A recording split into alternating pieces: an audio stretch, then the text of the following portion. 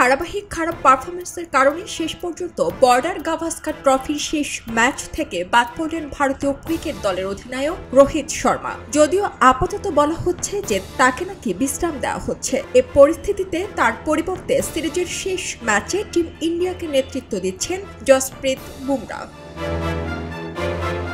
খবর the Indian এক্সপ্রেসের প্রতিবেদনের তথ্যমতে পরবর্তী টেস্ট চ্যাম্পিয়নশিপ চক্রের পরিকল্পনা না থাকলে মেলবোর্নে সদ্য অনুষ্ঠেয় বক্সিং ডে টেস্টটি হতে পারে সাদা পোশাকে রোহিতের শেষ।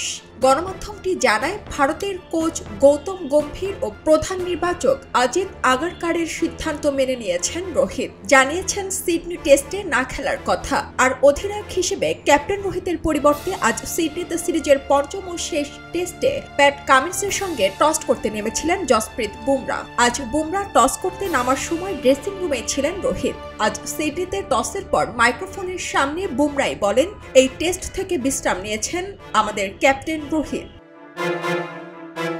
1 জানুয়ারি মাঠে আসেননি রোহিত, তবে গতকাল তিনি মাঠে থাকলেও কথা বলেননি সংবাদ সম্মেলনে। তাই সিডনি টেস্টে তার খেলা নিয়ে তৈরি হয়েছিল নানান ধোঁয়াশা। যদিও পরবর্তীতে কোচ বিষয়টি পরিষ্কার করেন। সংবাদ সম্মেলনে গম্ভীর বলেন, রোহিত ঠিক আছেন। এখন অনেকেই ভাবছেন তবে কি টেস্ট ক্যারিয়ার শেষ করতে যাচ্ছেন রোহিত? পরবর্তী টেস্ট চ্যাম্পিয়নশিপ চক্রের শুরুতে ভারত সফর করবে ইংল্যান্ডে।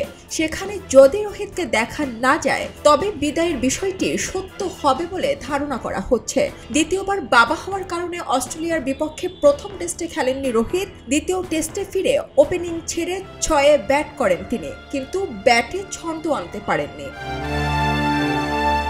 এখন সিডনিতে নিজেকে বাদ দেয়ায় রোহিতের টেস্ট ক্যারিয়ার অনিশ্চয়তার মুখে।